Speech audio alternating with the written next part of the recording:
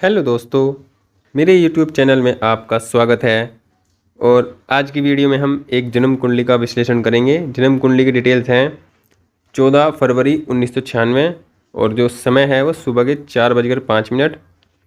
जन्म स्थान पंतनगर, उत्तराखंड। जो ये जन्म कुंडली बनती है ये बनती है धनु लगन की। और धनु लगन में ही धनु राशि का मतलब है कि ये जो धनु राशि है ये गुरु की मूल त्रिकोण राशि मानी जाती है। और गुरु लगन में ही बैठे हुए हैं। यहाँ पर ये महापुरुष राजयोग लगाकर बैठे हैं। हंस नामक महापुरुष राजयोग गुरु इस कुंडली में लगाकर बैठे हैं लगन में ही। तो इस दृष्टिकोण से ये कुंडली बली हुई, क्योंकि इसमें लगन और लग्नेश बली हैं। बहुत अच्छी स्थिति यहाँ पर दिखाई पड़ रही है कि ऐसे व्यक्ति का व्यक्तित्व तो बहुत अच्छा होगा और ज्ञानी होगा, समझदार होगा, विवेकी होगा, सिचुएशन के हिसाब से चलने वाला होगा। तो ये स्थिति यहाँ पर अच्छी है और धन संपदा से परिपूर्ण होगा, जीवन में ऊंचाइयों को छूने वाला होगा। ये स्थिति यहाँ पर बनती है। और गुरु जब लगन में बैठते हैं तो अपने आप में बहुत अच्छी स्थिति कुंडली की बना देते हैं। और ये तो खुद की राशि में बैठे हुए हैं, तो इसका मतलब है कि इनके जीवन में इनको भाग्य का पूरा साथ मिलेगा, क्योंकि गुरु भाग्य के कारक हैं, संतान के कारक हैं, सुख के कारक हैं। तो ये सब चीज़ इनको जीवन में अवश्य प्राप्त होंगी, क्योंकि यहाँ पर ये साफ साफ दिखाई पड़ रहा है। तो ये अच्छी स्थिति यहाँ पर बनी हुई है। और ये चतुर्थ के स्वामी बनते हैं, और चतुर्थ के स्वामी बनकर ये लगन में है। तो ऐसे व्यक्ति सुखों की चाह रखता है और सुख ऐसे व्यक्ति को मिलते भी हैं, सुख पूरे भी होते हैं। और चतुर्थ भाव का मतलब है कि व्यक्ति इस भूमि भवन वाहन सुख के सुख सभी प्रकार से प्राप्त करेगा। ये स्थिति यहाँ पर, ये अच्छी स्थिति का निर्माण इस कुंडली में यहाँ पर हो रहा है। देखिए ये पंचम भाव है, पंचम भाव का स्वामी ये मंगल, जो मंगल अपने से 11 भाव में बैठा है, जो अच्छी स्थिति में है। और यहाँ पर जो मंगल है वो शनि और सूर्य के साथ है। और शनि, मंगल और सूर्य का अच्छा कॉम्बिनेशन माना जाता है। शनि और मंगल का भी कॉम्बिनेशन अच्छा ही माना जाता है। आज के दृष्टिकोण से देखा जाए तो ये कॉम्बिनेशन भी अपने आप में तीसरे, छठे, 10वें, 11वें हो तो बहुत श्रेष्ठ फल देने वाला ग्रह होता है, ये कॉम्बिनेशन होता है। और ये कॉम्बिनेशन देखिए, तीसरे भाव में 3 अशुभ ग्रह बैठे हुए हैं या पापक ग्रह बैठे हुए हैं। 3, 6, 10 ग्रह में पापक ग्रह हो तो कुंडली और मजबूत। देखिए गुरु का लगन में 16 राशि का होना अपने आप में बहुत अच्छी स्थिति, तीसरे भाव में पापक ग्रह का होना अपने आप में उससे भी ज़्यादा अच्छी स्थिति का निर्माण यहाँ पर हो रहा है। तो ये स्थिति यहाँ पर देखिए, तीनों जो ये ग्रह हैं ये बुध और शुक्र के शुभ कर्तरी माह में, तो इनका फल भी इनको जीवन में अच्छा मिलेगा, खराब फल इनको नहीं मिलेगा।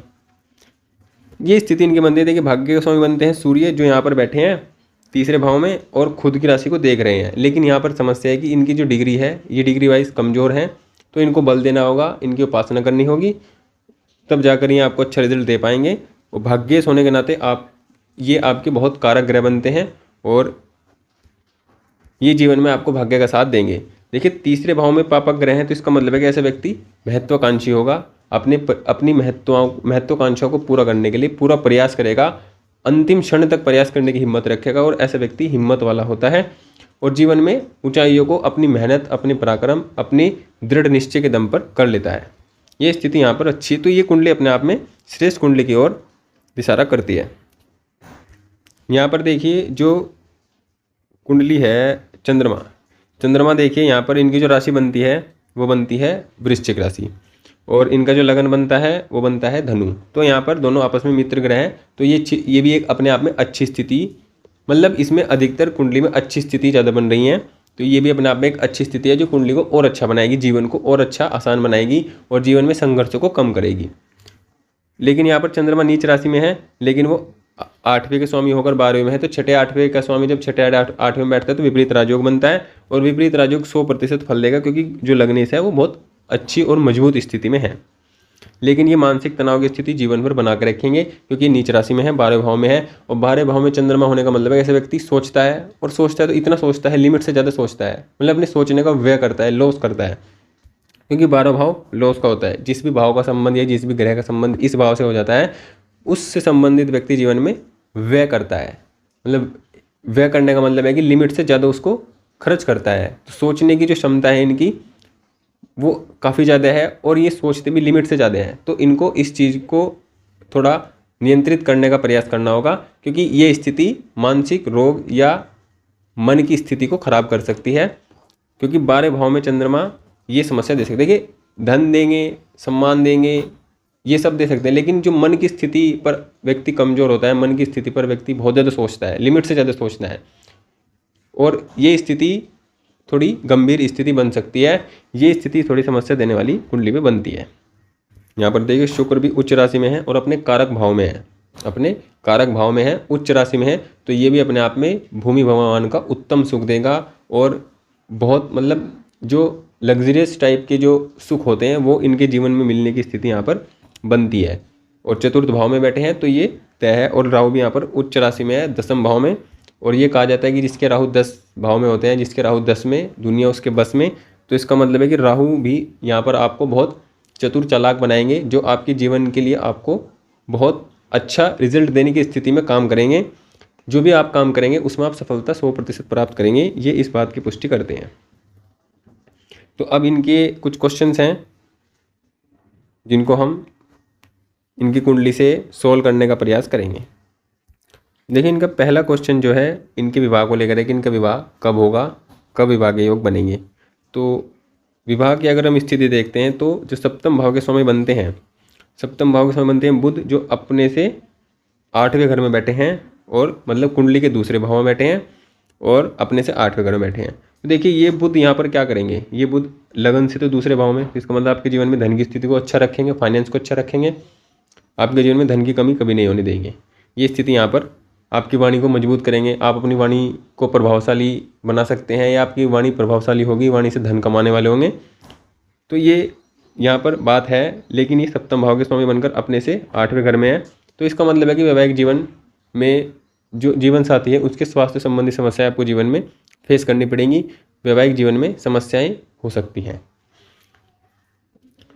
ये स्थिति यहाँ पर बनती है। और विवाह कब होगा, तो इनको भी शुक्र की दशा चल रही है, शुक्र में राहु की अंतर्दशा चल रही है, जो कि 2024 जून 2024 तक इनको रहेगी। और जून 2024 के बाद इनको राहु के बाद बृहस्पति की अंतर्दशा आएगी। मतलब शुक्र में इनको जब बृहस्पति का अंतर आएगा तो वो जून 2024 के बाद आएगा। और जून 2024 के बाद इनके जीवन में विवाह की स्थिति, नौकरी की स्थिति, धन की स्थिति, इनके सुख की स्थिति, इनके जीवन में हर प्रकार के सुख की स्थिति बनेगी और इनको प्राप्त होंगी। क्योंकि जो गुरु हैं वो लगन में बैठे हुए हैं और वो हंस महापुरुष राजयोग लगाकर यहाँ पर ये बैठे हैं। तो ये राजयोग वाली स्थिति में है, अच्छे रिजल्ट देने की स्थिति में है, तो ये आपको अच्छा रिजल्ट देंगे। और आपको इस समय का इंतजार करना होगा। लगभग 1 साल बाद आपके जीवन में विवाह की स्थिति बन जाएगी, विवाह के योग बन जाएंगे और आपका विवाह 1-1.5 साल के अंदर हो जाएगा। देखिए अगर हम विवाह की बात करते हैं कि वैवाहिक जीवन कैसा है, देखिए अगर हम लगन कुंडली से देखते हैं तो दूसरे भाव में होना, वैवाहिक जो विवाह के स्वामी का दूसरे भाव में होना अपने आप में वैवाहिक जीवन के लिए ये मतभेद की स्थिति को दिखाता है, वैवाहिक जीवन में समस्याओं को दिखाता है। लेकिन यहाँ पर देखिए जो सुख के कारक हैं, देखिए आपका जीवन सुख में है, इसका क्या कारण है, आपका शुक्र उच्च का है, आपका गुरु अच्छा है, तो आपका जीवन सुख में तो होगा। लेकिन विवाह से संबंधित मतभेद या परेशानियां कुछ न कुछ आपके जीवन में ये बनी रहेंगी, उसके बावजूद भी आप अपने जीवन में सुख में, अपने जीवन को सुख में बिताओगे। क्योंकि देखिए विवाह के कारक वैवाहिक जीवन के या जीवन जीने के खुशी के 2 ग्रह होते हैं, और ये होते हैं शुक्र और गुरु। ये आपकी कुंडली में अच्छे हैं तो आपके जीवन में जो वैवाहिक जीवन है वो भी अच्छा है, कोई ख़राब नहीं है। लेकिन यह कि थोड़ी मतभेद की स्थिति यहाँ पर बनी रहेगी, और वो भी मन की स्थिति के कारण बनी रहेगी। अदरवाइज वैसा आपकी जो वैवाहिक जीवन है अच्छा है। इस चीज़ को हम नौमांस में भी चेक करते हैं कि लगन कुंडली से तो आपके शुक्र और गुरु अच्छे हैं, तो वैवाहिक जीवन अच्छा यहाँ पर दिखाई पड़ रहा है, क्योंकि ये कारक हैं। अब हम देखते हैं नौमांस में। देखिए नौमांस में देखिए शनि है, शनि विवाह के स्वामी बनते हैं, और विवाह के स्वामी बनकर कहाँ बैठे हैं, 12वें भाव में। तो ये दिखाता है मित्र राशि में है, तो इसका मतलब ये है कि विवाह थोड़ा लेट उम्र में ही होगा, मतलब थोड़ी लेट स्थिति में होगा। लेकिन यहाँ पर देखिए विवाह का जो स्वामी है उसमें चंद्रमा बैठा हुआ है, तो इसका मतलब है कि आपको जीवन में जो जीवन साथी मिलेगा वो खूबसूरत होगा, मतलब दिखने में अच्छा होगा, जो भी उसकी पर्सनैलिटी होगी अच्छी होगी, धनवान होगा और अच्छे परिवार से भी होगा। ये स्थिति यहाँ पर दिखाई पड़ती है। तो ये चंद्रमा यहाँ पर इस बात की पुष्टि कर रहे हैं कि वैवाहिक जीवन यहाँ पर भी आपका अच्छा है, लेकिन थोड़ा लेट से शुरू होने वाला है, लेट होने की समस्या हो सकती है। लेकिन वैवाहिक जीवन आपका यहाँ पर उत्तम दिखाई पड़ रहा है। देखिए शुक्र भी यहाँ पर अपनी ही राशि में है, तो वैवाहिक जीवन के लिए अच्छा है। अगला जो इनका सवाल है वो करियर को लेकर कि करियर कैसा रहेगा, किस क्षेत्र में रहेगा और सरकारी नौकरी से संबंधित कैसी स्थितियाँ इनकी बन रही हैं। देखिए अगर हम करियर की बात कर रहे हैं तो करियर की स्थिति इनकी यहाँ पर देखिए राहु इसमें है 10वें भाव में, उच्च राशि में है, तो करियर की स्थिति को अच्छा दिखाते हैं, लेकिन उतार चढ़ाव की स्थिति को लगातार बना कर रखते हैं। कभी बहुत बहुत अच्छा कर देते हैं, कभी थोड़ा डाउन कर देते हैं, कभी अच्छा कर देते हैं। ये स्थिति जीवन भर बनी रहेगी, इससे आपको कोई घबराना नहीं है। जैसे आपकी स्थिति थोड़ी डाउन हुई तो आप घबराओ, इससे नहीं, आपको पता है कि डाउन होगी तो उससे ज़्यादा अच्छी जाएगी, एक बार डाउन तो फिर उससे ज़्यादा अच्छी जाएगी। ये स्थिति यहाँ पर करियर में ये राहु करते रहेंगे, ये इनका नेचर होता है। अब हम देखते हैं, बात करते हैं बुध करियर के स्वामी हैं, करियर के स्वामी होकर दूसरे भाव में बैठे हैं।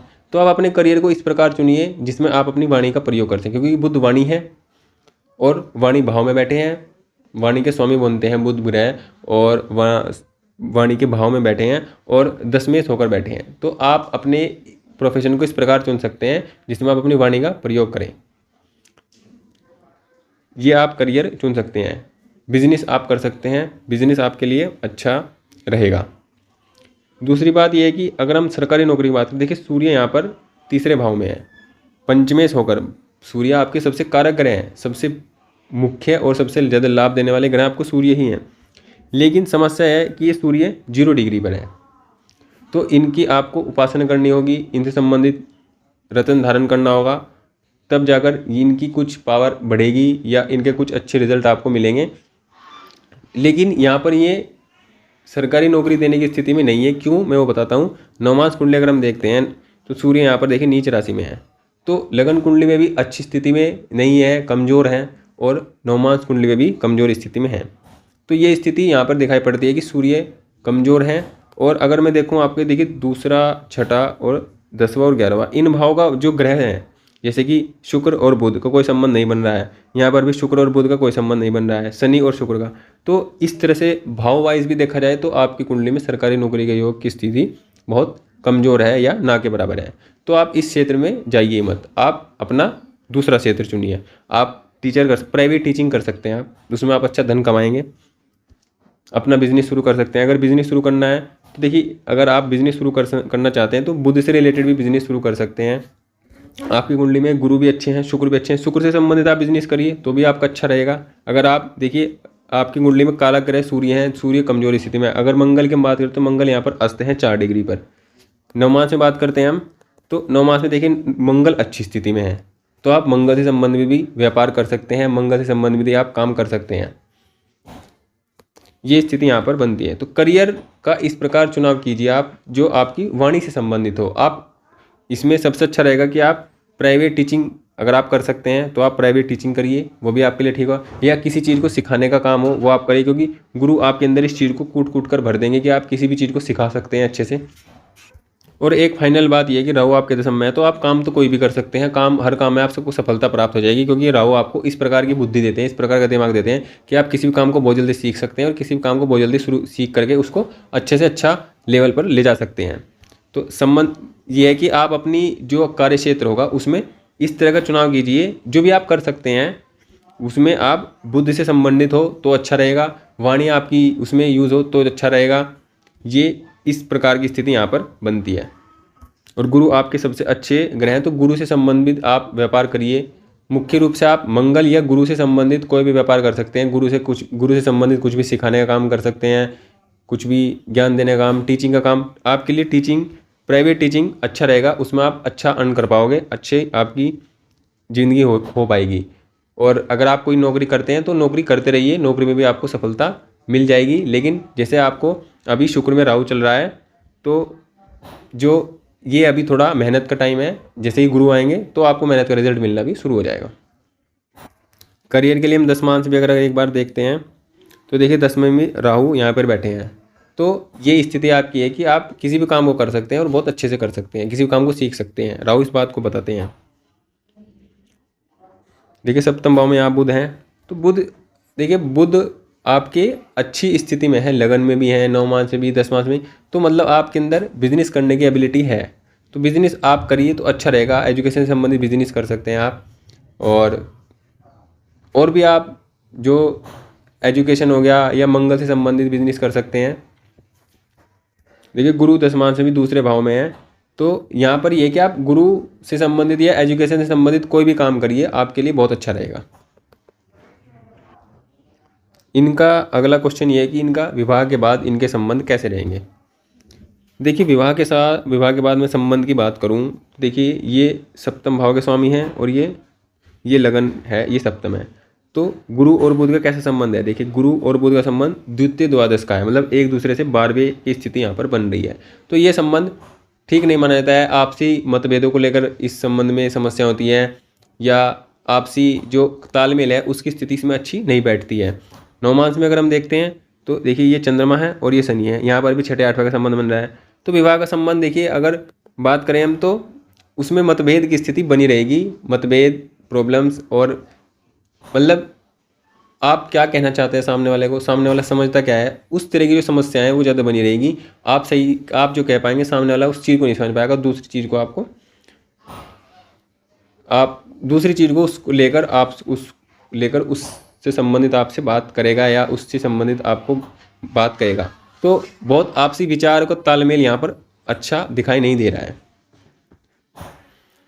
अगर हम बात करते हैं, देखिए ये अगर हम एक चीज़ देखिए, आप ये सप्तम भाव का स्वामी है और सप्तम से चतुर्थ माता का स्थान, मतलब किसी भी भाव से चतुर्थ अगर हम देखते हैं, ये सप्तम जीवन साथी की माता, तो जीवन साथी की माता का मतलब यहाँ पर राहु। तो यहाँ पर भी देखिए ये स्थिति राहु के होने से भाव में रिश्ते में गड़बड़ आती है। तो ये जो अगर हम सास से रिश्ता बताएं तो ये भी उसमें गड़बड़ आ सकती है, मतलब रिश्ते में उसमें भी अच्छी स्थिति नहीं हो पाएगी, या बहुत कम स्थिति यहाँ पर अच्छी होगी। तो इनका देखिए करियर के रिलेटेड से देखा जाए तो कुंडली में कोई समस्या नहीं है, लेकिन वैवाहिक जीवन में आपसे तालमेल, धन की भी कोई समस्या नहीं है, आपसे तालमेल, विचारों में मतभेद की स्थिति यहाँ पर रिश्तों में बनी रहेगी, ये स्थिति यहाँ पर दिखाई पड़ती है कुंडली में। और इसी कारण है कि चंद्रमा पीड़ित है, और चंद्रमा यहाँ पर मन का कारक होकर 12वां होकर व्यक्ति जीवन में बहुत ज़्यादा सोचने के कारण और मानसिक तनाव में रहेगा। ये स्थिति इस कारण बनती है क्योंकि आपसी तालमेल, आपसी विचारों में जो मतभेद की स्थिति है उसके कारण मन अशांत रहेगा, मानसिक तनाव जीवन भर बना रहेगा। लेकिन जीवन में धन की स्थिति अच्छी है, धन की स्थिति में कोई समस्या नहीं है, करियर की स्थिति में समस्या नहीं है, बस यही समस्या यहाँ पर एक मुख्य रूप से दिखाई पड़ती है। अगर हम सप्तम भाव का जो स्वामी है बुध की स्थिति नवमांश में देखते हैं तो देखिए बुध की स्थिति नवमांश में अष्टम भाव में है। तो यही स्थिति है कि थोड़ी इसमें विचारों में मतभेद समस्या बनी रहेगी, ये स्थिति यहाँ पर दिखाई पड़ती है। अब इनका क्वेश्चन ये है कि संतान पक्ष से संबंध कैसा रहेगा, संतान से सुख कैसे मिलेगा। देखिए संतान के स्वामी बनते हैं मंगल, जो अपने से 11वें में बैठे हैं, तो इसका मतलब है कि संतान का लाभ आपको होगा, संतान आपको मिलेगी, क्योंकि अपने से 11वें में है तो उस भाव का लाभ आपको मिलेगा, उस भाव से संबंधित फल आपको मिलेंगे, तो संतान का। लेकिन यहाँ पर देखिए ये इसमें समस्या है, यहाँ पर किसी शुभ ग्रह की स्थिति नहीं बन रही है, मतलब ये पापक ग्रहों के साथ बैठे हैं, शनि के साथ, सूर्य के साथ, और किसी शुभ ग्रह की स्थिति भी यहाँ पर नहीं बन रही है। यहाँ पर एक चीज़ और है, जो यहाँ पर ये मंगल और सूर्य हैं, चलित में ये दूसरे भाव का फल दे रहे हैं। अब देखिए चलित में जब मंगल और सूर्य दूसरे भाव का फल देंगे तो इसका मतलब है कि जो मंगल है वो उच्च के प्रभाव में भी रहेंगे। देखिए इसके यहाँ पर भी मतलब इस तरह की स्थिति होती है कि इसमें तीसरे घर के भी रिजल्ट मिलते हैं और दूसरे घर के भी मिक्स रिजल्ट मिलते हैं व्यक्ति को जीवन में। तो पंचम भाव से संबंधित ये है कि अपने से 11वें में गया है तो रिजल्ट मिलेंगे, संतान पक्ष अच्छा होगा। समस्या क्या है कि यहाँ पर देखिए ये दो पापा ग्रहों के साथ है तो संतान से सुख मिलने में समस्या आ सकती है, मतलब संतान से संतान से दूर रहना पड़े, उनकी एजुकेशन के कारण, उनके करियर के कारण, उनकी जॉब के कारण ये स्थिति बन सकती है। लेकिन संतान प्राप्त होगी, संतान से सुख मिलेगा, ये यहाँ पर स्थिति बनती है। क्योंकि देखिए ये संतान है, ये संतान का भाव है, और हम देखते हैं कि संतान का भाग्य है, तो संतान का भाग्य कि यहाँ से नवम, और देखिए ये अच्छी स्थिति, ये भाव की स्थिति अच्छी बनी हुई है, तो संतान का भाग्य भी आपका अच्छा होगा। लेकिन आपको संतान से दूरी सहनी पड़ सकती है, दूरी देखनी पड़ सकती है जीवन में, वो उनकी एजुकेशन और करियर के कारण ही होगी, अदरवाइज और कोई समस्या यहाँ पर नहीं है। यहाँ पर हम देखिए अगर हम बात करें ससुराल पक्ष, ये ससुराल पक्ष हो सकता है मतलब ये ससुराल पक्ष का भाव है, इसका स्वामी भी 8वें में नीच राशि में है, तो ससुराल से संबंध भी मतलब विचारों में, वही विचारों में मतभेद की स्थिति बनी रहेगी और कोई समस्या यहाँ पर नहीं आएगी। तो इस प्रकार इनकी कुंडली के ये सभी क्वेश्चन थे जो हमने इनकी कुंडली के माध्यम से इनका जवाब दिया है। अब इनके उपाय की बात करें, देखिए उपाय में अगर बात करें तो इनका भाग्य बनते हैं सूर्य जो 0 डिग्री पर है। तो सबसे पहले इनको मूंग जो एक है माणिक्य रतन अपनी जो रिंग फिंगर है उसमें धारण करना चाहिए और जरूर करना चाहिए, क्योंकि और इनको सूर्य को बल देना बहुत ज़रूरी है। जितना ही सूर्य को बल देंगे उतना इनका भाग्य अच्छा होगा, उतना इनका जो जीवन में करियर की स्थिति मजबूत रहेगी, अच्छी स्थिति बनी रहेगी। दूसरी बात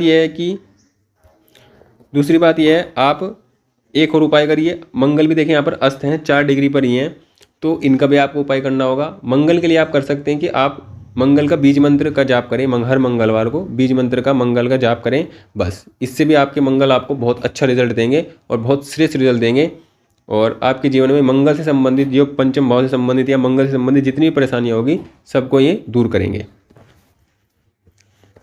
तो ये स्थिति यहाँ पर बनती है। मंगल का बीज मंत्र देखिए, ये मंगल का बीज मंत्र है, इसको आप जप सकते हैं और मंगलवार को इसको आप जरूर जपें, और इसका जाप करने से आपके जीवन में आपको लाभ मिलेगा। और गायत्री मंत्र का रविवार को आप जाप करें, गायत्री मंत्र का उच्चारण करें या जाप करें, जो भी आपको उचित लगता हो आप करें, लेकिन जरूर करें। और माणिक्य आप जरूर धारण करें, जिससे आपके जीवन में आपकी भाग्य की स्थिति अच्छी बने। बाकी आपके गुरु आपकी स्थिति कुंडली में अच्छी स्थिति में है, आप ज़्यादा से तो ऑरेंज कलर, येलो कलर और रेड कलर का ज़्यादा यूज़ करें। ब्लैक कलर को आप अवॉइड करें, ग्रीन कलर को भी आप अवॉइड कर सकते हैं। ये स्थिति यहाँ पर बन, लेकिन बस मुख्यतः आप ज़्यादातर ब्लैक कलर को ही अवॉइड करें।